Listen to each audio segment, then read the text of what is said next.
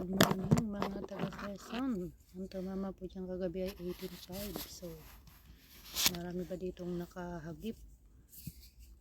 Mali na naman ang ating paya dito.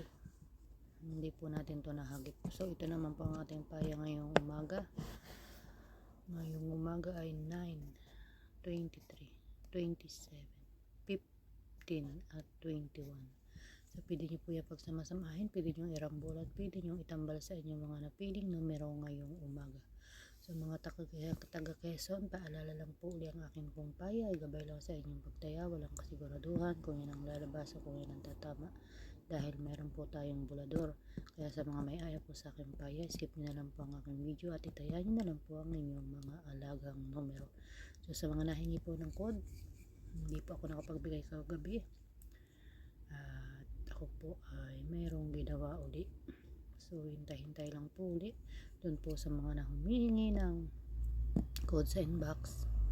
Hindi po talaga ako nagbibigay ng code sa inbox. Kaya dyan na lang po sa comment section. At hirap na hirap akong i-open ang inbox. Kahit nga po yung mga nagtumataya ay sinashoutout ko sa wall ko na i-message ako sa aking personal account. So, sa mga gusto pong tumaya, lalo na po dun sa Milin in Hong Kong, hindi ko po talaga ma-open ang inbox niya, ng messenger niyan.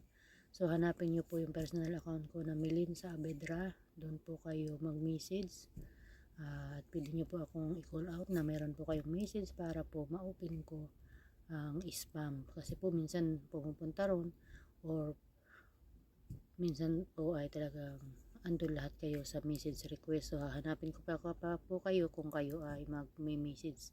So, pwede nyo po akong i-call out dun sa wall ko para po madali ko makita sa notification ko.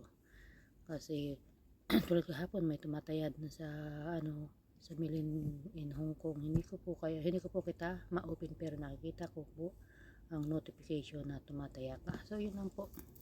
Try nyo pong hanapin yung Milin sa Abedra. Andun po minsan nagko-comment.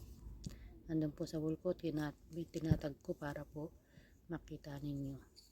So, magandang umaga po muli at salamat po sa patuloy na pagtitiwala sa aking mga code at paya.